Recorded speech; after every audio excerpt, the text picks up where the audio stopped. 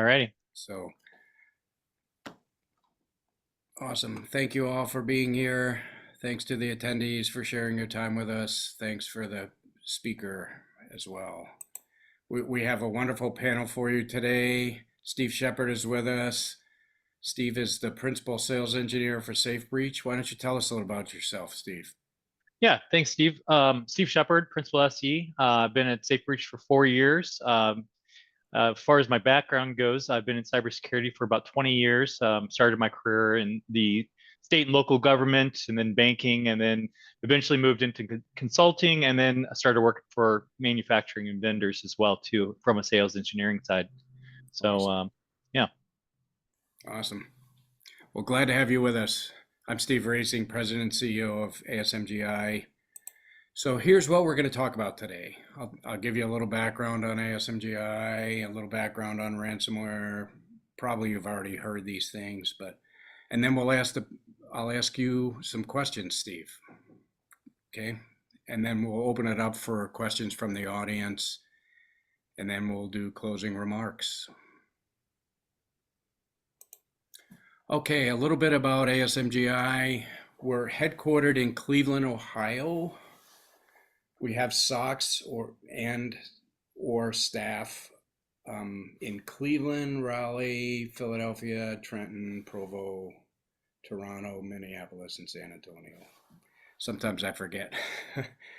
We're growing fast.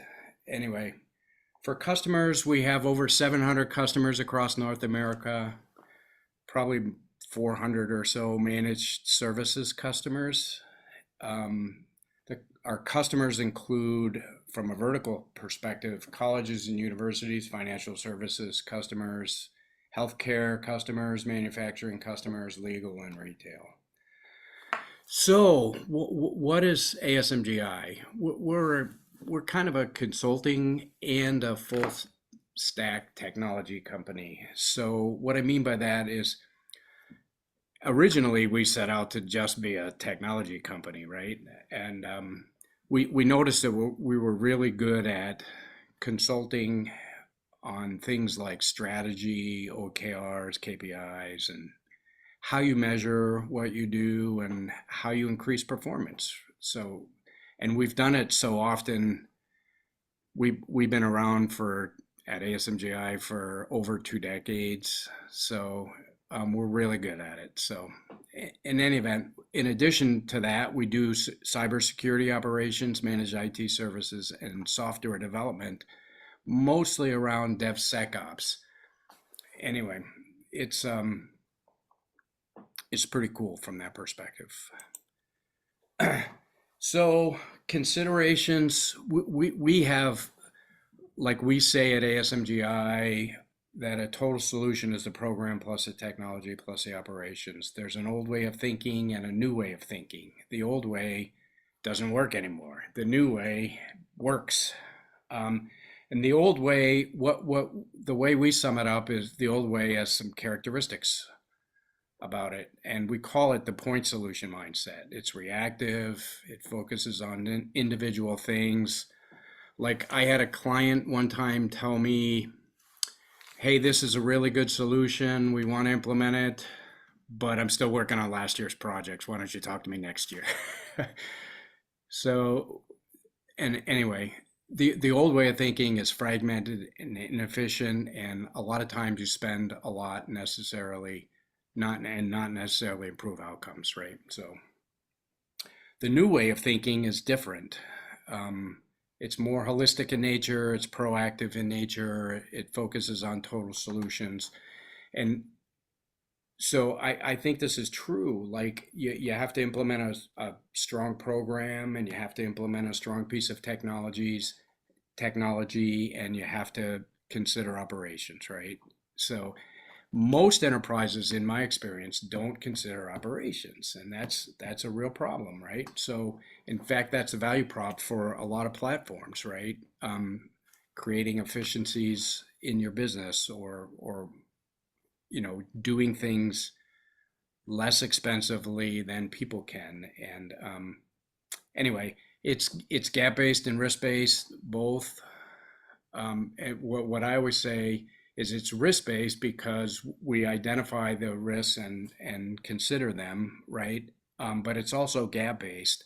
And gap-based means like where you are today, where you want to be, and everything in between is the gap. So ultimately, you end up spending less and improve outcomes more. So now for some stats on ransomware, right? So the first one is the rate of ransomware attacks. Pretty interesting from that perspective. It went down this year. So to 59%, not a lot, but a little bit. But it went down from 66%, which was higher than 59%, clearly, but still more than every other company is getting ransomware. And so the saying is, don't let your guard down because you're probably going to get it. And if the attendees consider like the person you're sitting next to it, if you don't get it, they're going to get it, right? If they don't get it, you're going to get it, right? So anyhow, the root causes of ransomware attacks, exploited vulnerabilities is number one on the list. And it was last year too. So, and compromised credentials is number two on the list. So both of those are extremes, right? So exploited vulnerabilities, we know that patching is important, but this shows how critical it is, right? That you patch your equipment. Malicious emails and phishing is pretty pervasive this year, and it's responsible for a lot of things. And with the advent of AI, and the bad guys are definitely using AI to craft the emails, and they just become better, right? So anyhow, attempted backup compromise. So we're seeing a lot of the bad guys, they try to go after your backups, right? So if you have backups, that's good thing, right? If it's not on an immutable system, they're probably going to gain access to it and get them, right? So they look for backups. The bad guys look for backups, and that's the gist of this, right? So data encryption. So ransomware today is more like double extortion. So the bad guys are trying to get you to pay the money, right? So if you think about that, they used to just encrypt the data, but now they try to encrypt the data and steal the data. But 7 out of 10 companies are still get their data encrypted, and that's a common tactic for ransomware bad guys. This slide just shows that they try to steal the data as well as encrypt it, and 53% of the people in IT technology and telecom are getting the data stolen, or getting their data stolen. From a data recovery standpoint, so the gist of this is there are only two ways to really recover your data: restore your backups if you have them, or pay the ransom and buy the encryption keys, right? So in any event, 98% of the organizations got some data back. Most of them didn't get all of the data back. So even if you pay the ransom, you're probably not going to get all the data back. And that's, from a lessons learned standpoint, that's something that you have to learn and deal with, right? So you're probably not going to get all of the data back. Yeah, Anyhow, Steve, something I would add to that as well is that, these groups that are performing, the ransomware groups are getting very much more sophisticated in their methods. They'll act as a professional right in front of you, like basically acting from the attacker all the way to the negotiations of trying to get the ransomware money. So you're dealing with people who are, put in a position to know what they're doing, how to maneuver, just from an, again, operational and from a physical nature. Yep, that's a good point. Thank you for that. Yeah, attacks are getting more sophisticated these days, and we need to consider that as well. Ransom is just one of the recovery costs that you have to deal with. So the other thing is reputational damage and restoring the backups and whatever you have to go through to get operational again is something that you need to consider in recovery costs. So involvement of law and order, basically, or basically law. So the law enforcement agencies want you to call them if you have a breach, but the nature of a ransomware attack, there aren't many people actually calling law enforcement. From a Anyhow, just something else I would, something else I would add to that would be from a compliance standpoint too. When we are informing law enforcement or the authorities, what have you, there's a compliance component too. When we go to remediate, if we're following compliance, make sure that any remediation steps aren't breaking compliance at the same time as trying to implement something new. So that's very important to think about as well. Great, that's a good point also. And the other thing, I think it falls into the compliance bucket. You need to make sure that OFAC is an organization, a governmental organization that says whether you have the right to do business with people or not, or countries, or such and such. Anyway, paying a ransom, you might be fined for it, right? So it might be illegal to pay the ransom in certain cases. So this is interesting. There are a ton of stats on ransomware out there, by the way. And but interestingly, 80% of people who paid the ransom got hit again with ransomware or an attack soon after. I think that's interesting. So I've always had the philosophy that if you pay the ransom, you'll be put on a list as a payer of ransoms, right? So, and this substantiates that for sure. The other things that I think are interesting, 93% of ransomware is Windows-based executables. So that's a pretty high number, 93% Windows-based. 59% of employers allow their employees to access company applications from unmanaged personal devices. I'll say that's a pretty high number as well. So, however, like it was, corporations were generally caught between working remotely and knowing how to do it with personal assets. But this is a great stat from that perspective, and we have to learn from it. The average downtime a company experiences after a ransomware attack is 24 days. That's more than 3 weeks. So what can we do about it? Patch systems, right? So ensure your systems are always up to date with the latest patches. I think that's critical, but a lot of companies don't do it because it's hard, especially OT companies, right? It's hard to take the operations down to patch. Phishing attacks. Train your employees.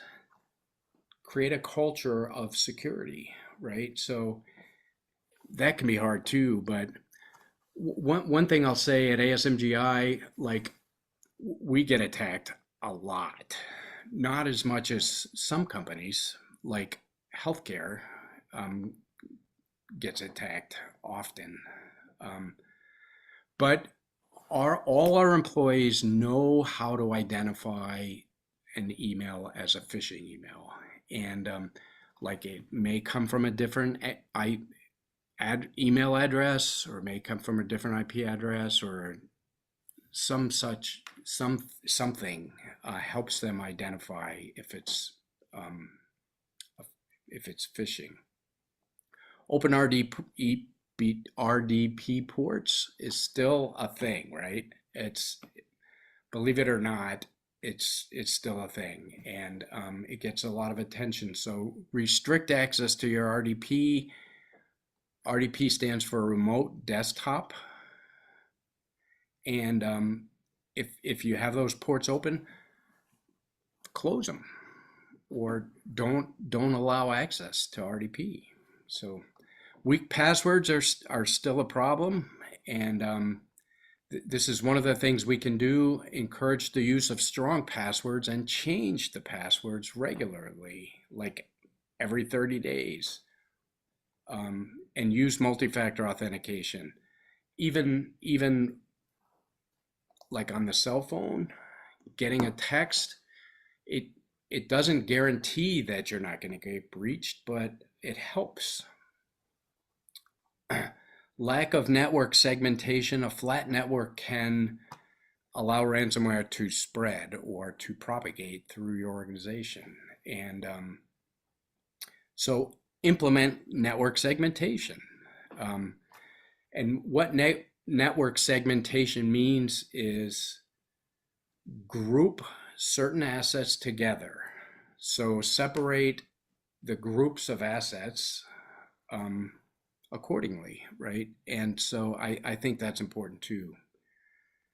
So Steve, now I'm going to ask you some questions. Well, something else I would add to the last slide is develop a zero trust model. Really think about, it's not just the outsiders, you have insider threats too.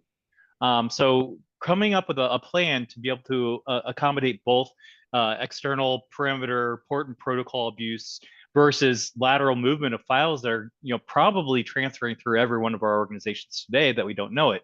They just haven't executed, or possibly insider threats that are coming, that are born internally.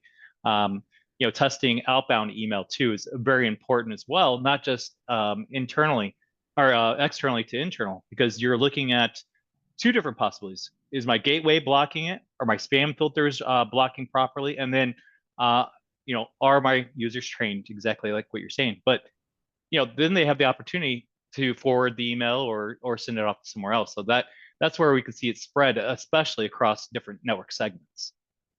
Awesome. Yeah. Yeah, good advice. So I'm gonna, in this segment, I'm gonna ask you some questions, Steve. Sure. Just in case you forget who your panelists are, they're both named Steve, by the way, so that makes it easy. So the first question, what are some common use cases for your platform? Yeah, that's a good question. So the platform's really changed and evolved, even in the past 4 years that I've been here. I really started off with security control validation. And when our customers start using the platform, they really started saying, well, I can use this for merger and acquisition or risk assessments or imminent threat, or using MITRE framework to cover all the different tactics and techniques of MITRE and what the adversary are doing.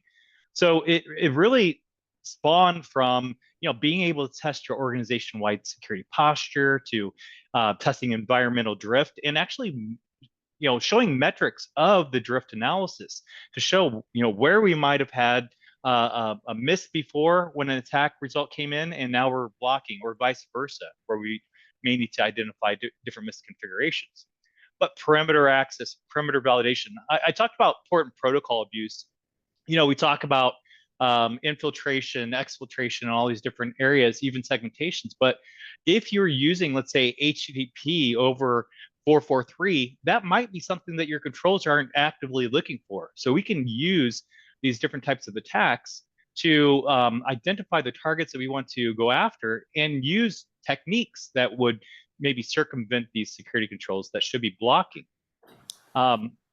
The other areas, we pride ourselves around the MITRE framework when it comes to our platform, but also NIST 853. So being able to run individual tactics, techniques, sub-techniques, or even family groups from NIST as well too, allows our customers to run very quickly.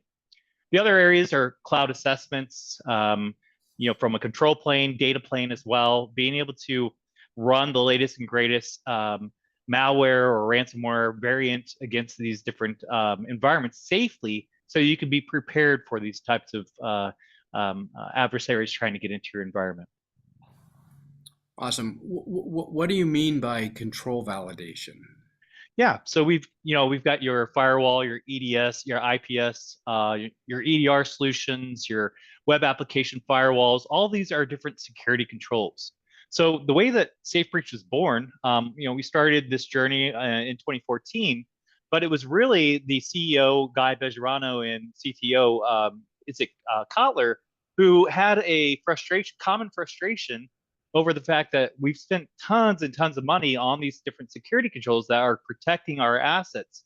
But do we really know what the efficacy of those security controls are, and are we getting our return on investment? So this allows you to automate the attacks to those different targets and then pull in the results and say, this was prevented by my firewall or my EDR, or it was detected by my IPS, IDS, and so forth. So this allows you to correlate all this data so you can look across your entire organization, even in siloed environments, to say, okay, here's where I have weaknesses and here's where I'm doing really well. Awesome. So the challenge that you're trying to solve equates to the point solution mindset, our version of the point solution mindset, which basically is that people treat things like projects, and they implement one set of controls as a project and then move on to the next one, right? And never go back and see if it's working or whatever. So I think it's a way of thinking that this platform does a good job of. So yeah, so from a continuous standpoint, from testing, I mean, it's really, like you said, getting away from that point in time. A lot of times what we've seen in the past, even, I've been on a lot of pen testing teams and red teamers, the remediation hardly ever gets done. But with continuous testing, you're actively remediating and then actively testing again and again over and over to make sure that your security posture exposure is exactly where it should be and is up to where your peers are, and you're doing as best as you can to prevent these different things from happening. So do you show like where your peers are is interesting to me. Yeah. Do you show by industry? Like healthcare is a good example, like where your peers are, where other healthcare facilities are at. Yeah, so the way that we've currently got it broken down in the platform is that we do provide benchmarking scores that anytime you run a scenario or attack, it's going to say, hey, this is your exposure score, and this is what others have been running. Now, these scenarios are specific to the industries, so healthcare, finance, manufacturing. So when we're running scenarios are specific, the benchmark scores would be specific to healthcare. So yes, in that way. We are coming up with new metrics, though, to do more of an industry related. But when they're running the same healthcare type of scenarios, then we know that that's the healthcare sector. Awesome. So how does breach attack simulation help with third-party risk? Yeah, so it's not a large area, but it's a very important area. Testing low privilege access users or vendor user permissions. When a vendor gets access to a particular segment, it could be a critical segment. They may not spend a lot of time in there. They may be a contractor for a week or 2 weeks or what have you, or it could be even an API integration into their security controls or what. There's just a lot of different factors. But what we give you is the ability to run as those impersonated users, or run a test an API using a specific credential key and so forth, so that you can see the results coming back from there.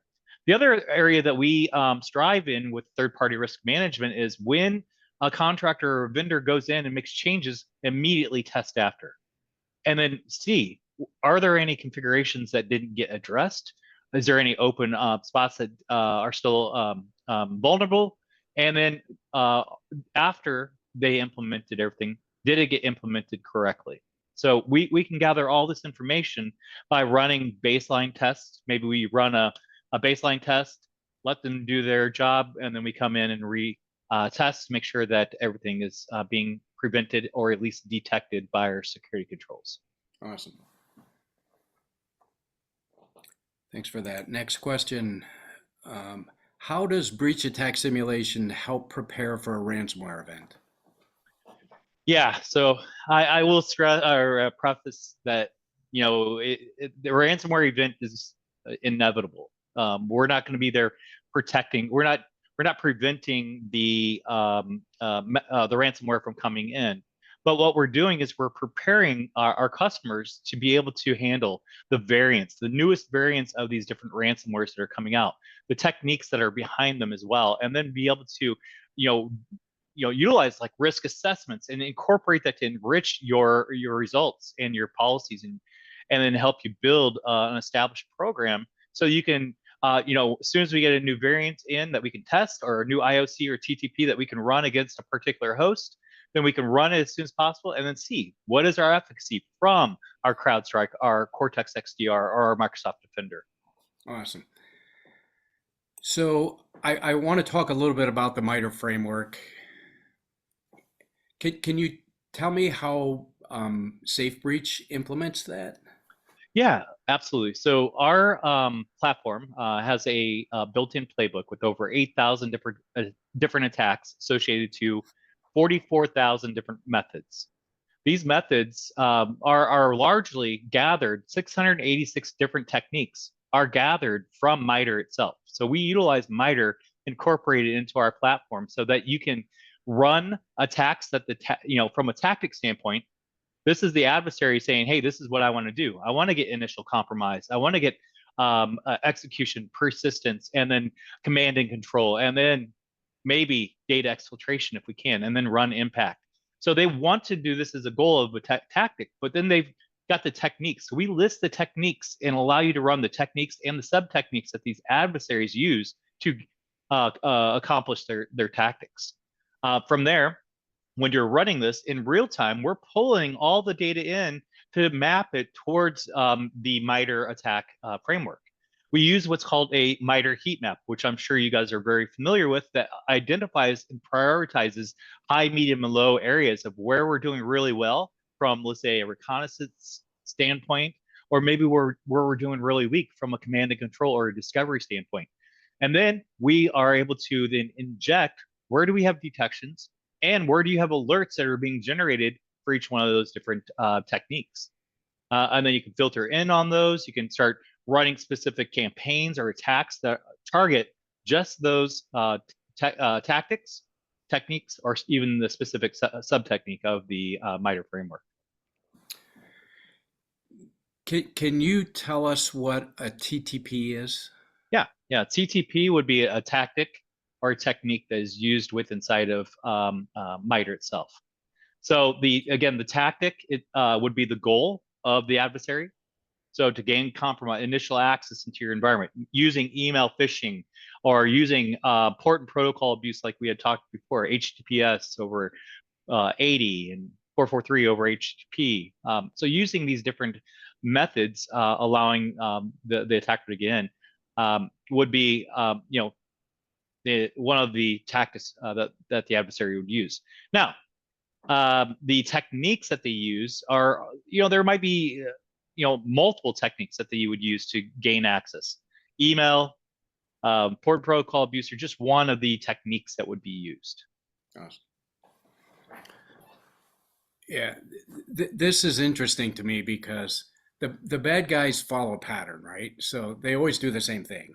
And that's by design, right? So they always do the same thing because others have done it and know how to do it, and they know how to do it, right? So they're always going to do the same thing. And I think MITRE does a really good job of breaking down TTPs into like initial access.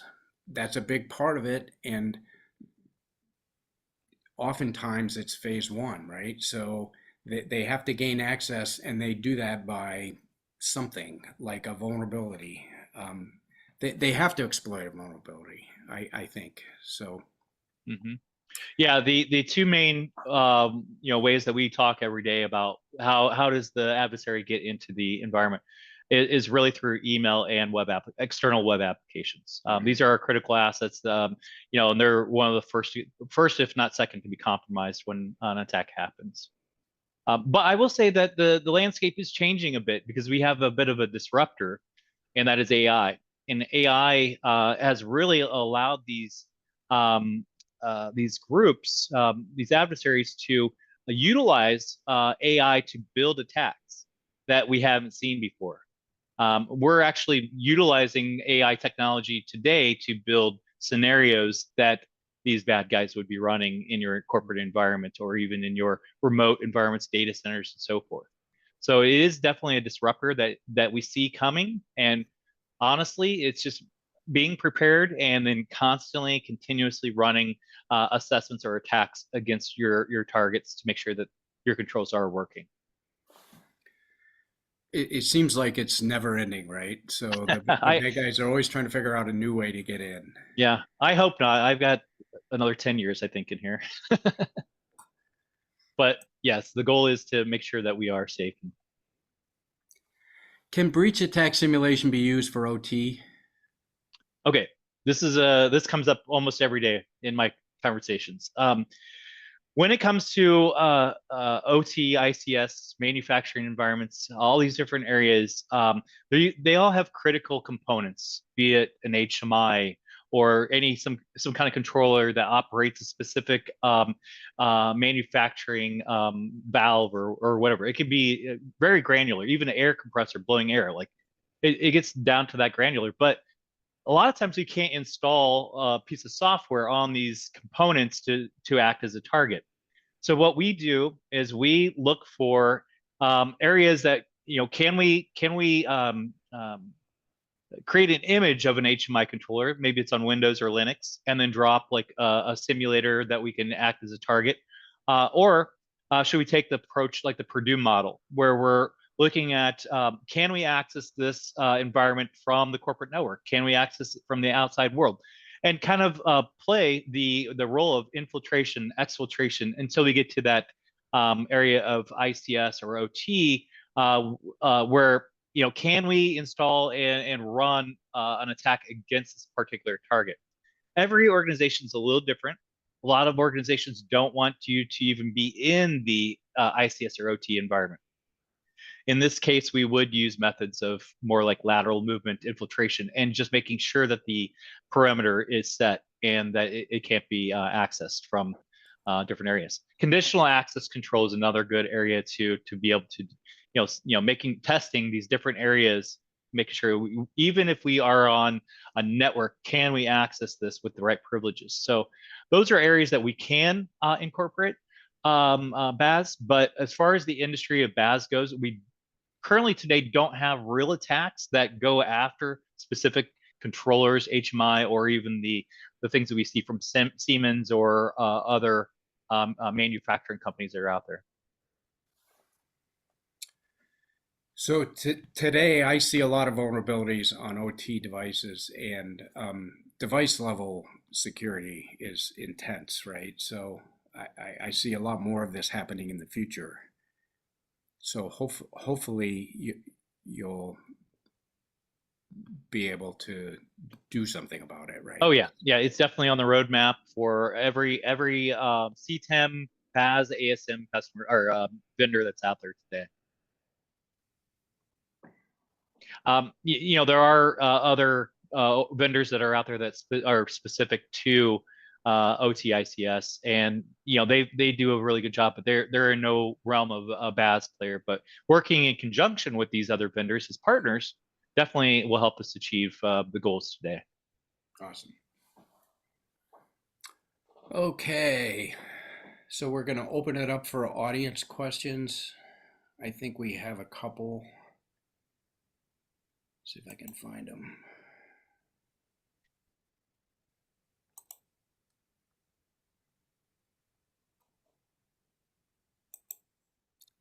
How can, oh, I need to move that next slide.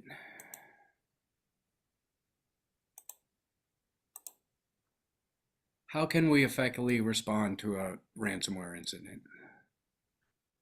Yeah, it's really putting together a program that is rigid but has the ability to be amended. I think because the constant change in the environments are ever growing. You know, training definitely is going to be a big part of this, but being able to look at an incident and say, okay, we know the attack phase that's being used here and understand that, that's gold. I mean, when someone says, I understand what's happening here, we just need to find all the pieces that finish the puzzle. So documenting the incident, making sure that you're responding in a timely manner, being able to communicate to all the stakeholders that need to be communicated to, and open communication, not where we feel like we're going to get in trouble, like for our job, or maybe we just are hesitant to give all the information. So this is a big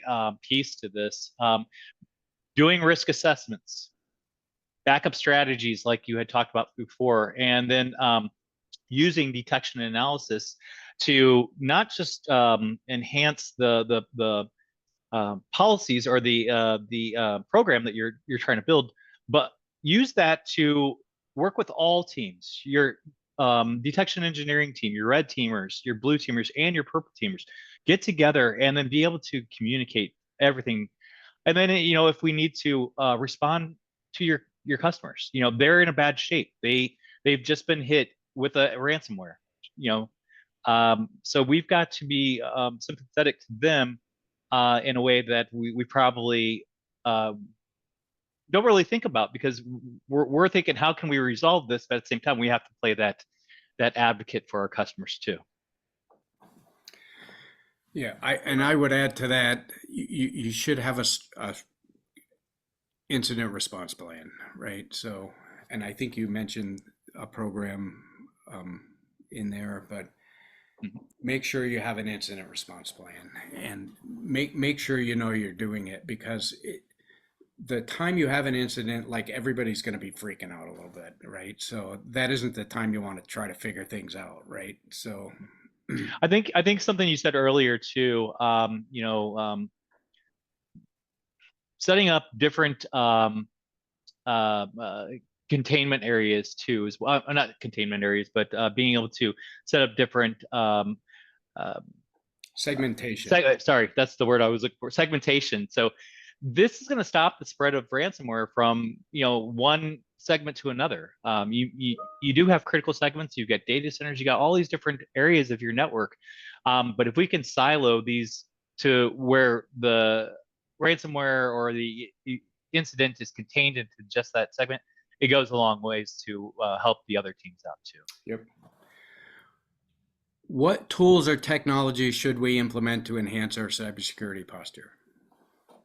Well, you definitely want to do a thorough POVs or POCs, however you kind of conduct them, making sure that they hit all of your success criteria. But you definitely want to make sure that you've got your firewall, your edges covered, your EDR, not only from an EDR perspective of where it, I mean, this is my suggestion. I'm not going to name any specific EDRs, but one that will, follow the hashes, something that not just looks for exploitation, but also looks for files moving throughout your organization. Because this is critical. I mean, I know that a lot of vendors are out there and they say, well, it didn't execute, so it's not, we didn't see it as malicious. Well, me as a consumer of data and network, that I'm trying to protect, I need to know if malicious files enter my environment and how they did that. So this is a good way of doing and accomplishing that.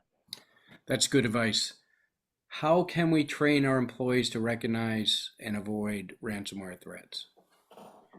Yeah, phishing links. I will name drop. KnowBe4 is probably the standard when it comes to doing email testing. Like I said, that's one of the main ways that an adversary gets into the organization, is either giving you an attachment that you open up that has macros or whatever inside of it, or a URL that you mistakenly open up and click.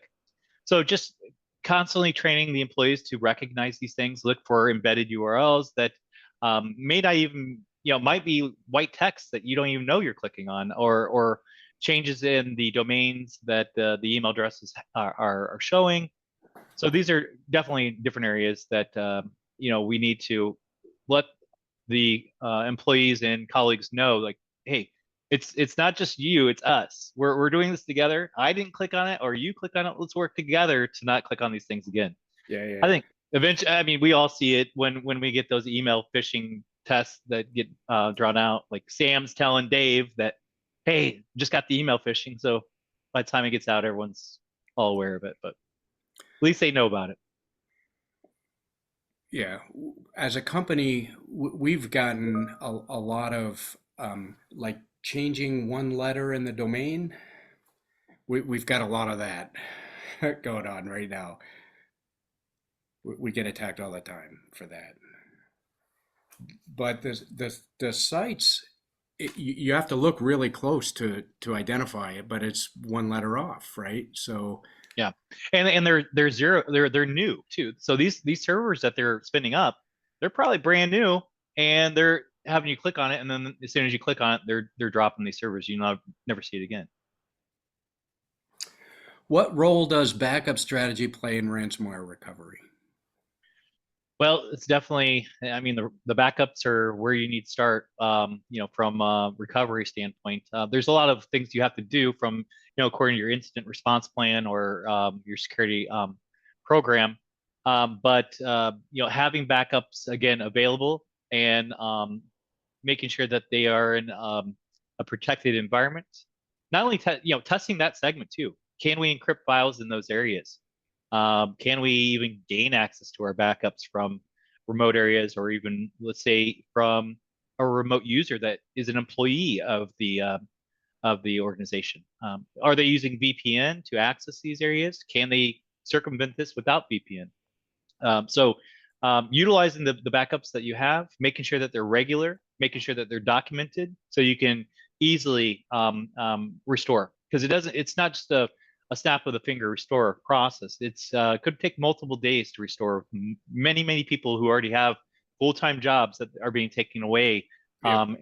So money is being lost in all areas. And I think restoring data restoring the backups is a key part of it, right? So yeah, Yes. and documenting that you did it, right? So in fact, most people today, yesterday they used to ask it if you do it. Today they're asking for evidence, right? So Mm-hmm. are there specific industries more at risk for ransomware attacks? Well, that's it's so in 2024, this year, we still saw a huge uptick in healthcare. I think almost every healthcare organization or some sort of affiliate to the big ones had been somehow breached or compromised. So that's always going to be a big thing, big area, industry. Finance, always getting hit.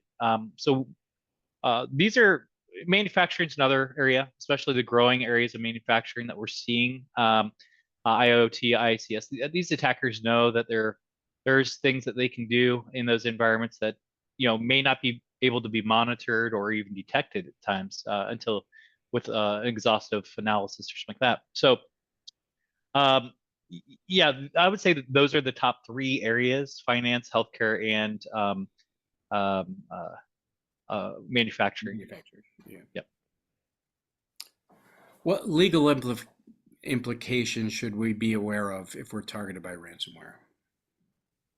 Yeah. So, you do have you have to basically let the authorities know when there's a compromise, especially if it's a large one. The impact that it's going to have to your customers is another legal area. Compliance, as we talked about before, coming up with strategy that falls in line with um, uh, government compliance and your business compliance.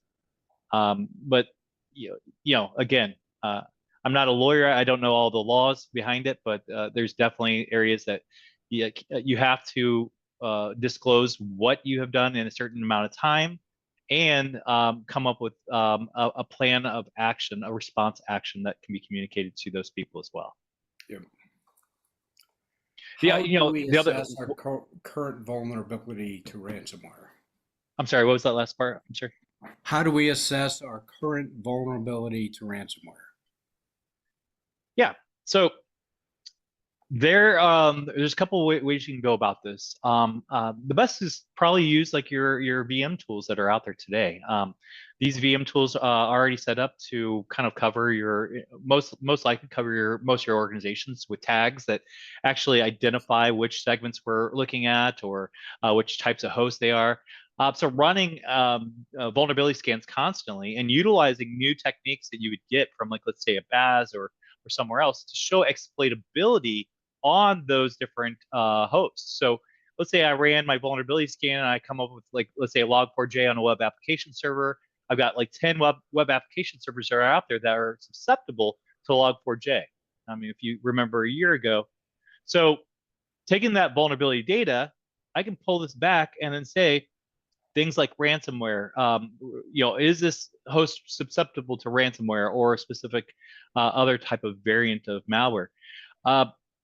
Then taking that information, saying these are the machines or the hosts that are susceptible in our environment to these different methods that are being used in ransomware. From there, we can take that knowledge of attack surface visibility, total number of targets or hosts that are affected, and use that to run attacks against it, and then verify, can we use these specific variants of ransomware or ransomware families to compromise the system, and then show the result at the end of the day. Okay, this is a good one. So what are some real world case studies of organizations that successfully navigated ransomware attack? Yeah, we hear, I'm not going to give any specific names out since we're recording here, but we see a lot of the healthcare industries that went through their process, either through restoring and backups or paying the ransom, as you had mentioned before.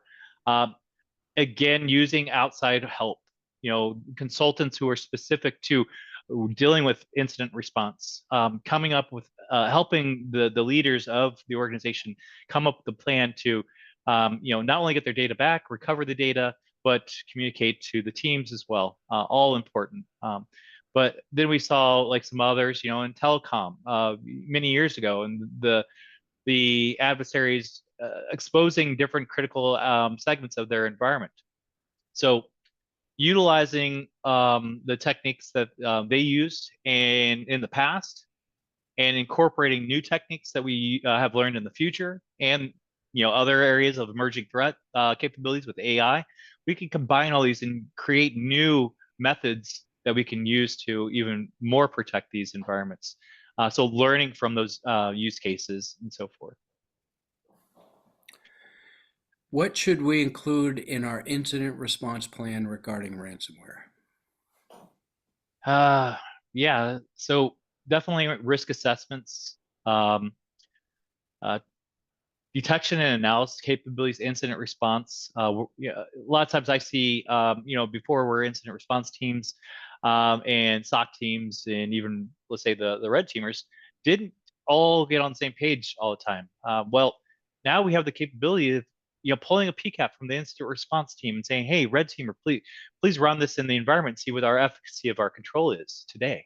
Yeah. And then looking at the response from the SOC team, let's give some gold stars out to mean time to remediation when it comes to improving those skills. So not only do you need that type of program, the assessment programs, the training, and the ability to eradicate these areas, but in retest, but you need to be able to show trending over time and how the deltas have changed from the last time you ran the attack or tested these controls to show the efficacy, and then show the improvement over time. Yep. That's good. Are there any emerging trends in ransomware that we should be aware of? Definitely AI. Yeah, I think AI is probably the biggest. The other one we're seeing is ransomware as a service, where these groups are buying kits that are being made and sold online to target you as an industry, or even personal. Get very personal sometimes. These How does that work, Steve? Yeah, so they're buying them on, the dark web, or they're, developing them and selling them under different pseudonames, under different products that people can actually buy today. And they don't even have to be a programmer. They don't have to be a developer to run these. They can be a point and click person running ransomware against you because they've bought these different capabilities online. Data theft over encryption. That's another big one too. So seeing a lot of that. I'm sorry, did you have another question around? No, Okay. I think that's it. And as I had talked about before, these ransomware groups are getting very sophisticated. They've got CEOs, they've got CIOs, they've got everybody working on the team. Sometimes it's even the governments of some of the countries that we're engaged with that have their own team that is, not necessarily a good or a white hat hacker. It's more adversary. So we definitely encounter that quite a bit. So, what would you say as a closing remark that people can do? Yeah, I definitely think that where a lot of organizations are struggling is the time that it puts into creating a solid program for security, to increase the security maturity policies that you have today. It's also resource constraint from, I've got one person doing 10 different things today already. How can I, include Add another? one more to it. Yeah. Yeah. So these are definitely areas of weaknesses, but incorporating a BAS platform or platforms that you can utilize to take some of that heavy lifting off. If you think about how long it takes to create an attack that you can then test against your own environment, it might take 3 to 4 days to develop the code that you would need and actually identify the IOCs or TTPs that are going to be included in your script to be able to run an attack against a particular host. That could take, yeah, again, 2 to 3 days, maybe even more. But when I run that, I got to make sure that it doesn't impact my systems. So I got to do it in a controlled way. So that might take a little bit longer. And then when I get the results, I got to make sure that I'm properly logging from the security control by firewall directly. And then I got to make sure, am I properly logging to my to my SIM or my SOAR platforms that do all the automation work behind it. So these are areas that you got to identify. And then once you get to a point where you're ready to remediate, but not just remediate, test your remediation. Constantly go back and say, okay, we need to remediate. We've got these remediation steps. We've implemented them. Let's make sure that they work now. So continuously working on improving and driving that structure. So where we would be able to communicate this data that the executives need for the board members possibly, or the technical teams need for their own tasks that they need to do. Maybe it is IR, maybe it is incident response, or SOC teams that need to get involved right away. Well, clearly and concisely being able to provide them the data in the form that they need it. The executives don't need all the technical ins and outs. They need to know, where do I have the weaknesses, where do I don't, and how do I communicate this to the board. Whereas the technical teams need the technical information. So all this takes a lot of time. We take all the heavy lifting out for you and provide all this for you. A good example would be when you go to US CERT alert or an FBI flash alert from CISA. We go in what's called a blitz mode. We have a 24-hour turnaround for any FBI flash alert or US CERT alert. These are full kill chain campaigns using ransomware methods, encryption methods, infiltration, exfiltration, C2 types of attacks. So being able to run this full kill chain attack in an hour and then be able to communicate it to all those different stakeholders, executive and technical teams, gives you the power to be the hero in a way to show this is what we're doing, this is where we're at today, and this is how we're improving over time. And it gives them everything that they need to be able to make quick decisions on these different areas. What do you mean when you say full kill chain? Yeah. So full kill chain, basically running attack phases from infiltration to lateral movement to host level, and then running individual host level types of attacks Looking for C2, can we communicate outside the organization? Can we pull data exfiltration out? Can we communicate to other segments of our environment at low privilege users or areas that we shouldn't be gaining access to? So again, full kill chain, like full kill chain mode from start to finish. Now there is a couple different areas to think of an attack kill chain. One would be from more of an attack security control phase where you would do infiltration to exfiltration. But then MITRE's got its tactic piece as well, from initial access and all of its methods that it has in its tactics, to initial compromise, to command and control, to execution, and then data theft. So these are different kill chains that we need to follow, not just running, are we safe from a host level, but how did this adversary get in my environment? How did they laterally move? How did they steal this data from my environment? So you can run those scenarios on your platform? Absolutely, yeah, yeah. So we've got individual ad hoc attacks. Those are about 8,000 attacks associated with 44,000 breach methods, and then the scenarios are basically the campaigns that we build that say, hey, this is the first step of this scenario, but uses these attacks from the playbook. So if it's email phishing as step one, initial compromise, then we'll use that as step one. Step two, let's say lateral movement into different segments. Well, then we would use lateral movement methods and so forth. So all these could then be scheduled to run on a continuous basis. So maybe you're running them weekly, daily, or you're doing a monthly baseline scan followed up with weekly individual ad hoc scans too. So one of the trends that we see is continuous everything, basically. And you used to have to do it once per year or so, but now it's continuous, right? And Sure. so from a testing standpoint, that makes sense, right? Because like as soon as you get done, you're out of a date already. Anyway, I come from the so early on I was in banking for many years, and when it started coming out, it was the vulnerability management was not part of a program that was driven by the regulators. Regulators stepped in. I think I think the financial industry has really changed the market when it comes to compliance and regulation, because now you must be doing vulnerability testing on an ongoing basis to be part of the regulatory compliance yep. program. Now, the other areas that we're doing that we had to do was quarterly pen testing in the finance space. So doing that quarterly pen testing and making sure that you are compliant and meeting all those. But a lot of times, unless it had strict regulations, it was just a check mark that people weren't really implementing. So what we've been able to do now with breach and attack simulation is in CTAM or control validation, continuous control validation, whatever you want to call it, it's just all marketing terms, is pull in the ability to schedule these on whatever schedule you want, but continuously running these. How do we know that one mistake on our firewall couldn't open up a whole load of compromises to different segments of critical segments or even corporate network environments that could lead to compromise on our users' systems? Well, we've got to be able to test these and then look for those vulnerabilities. And it almost becomes a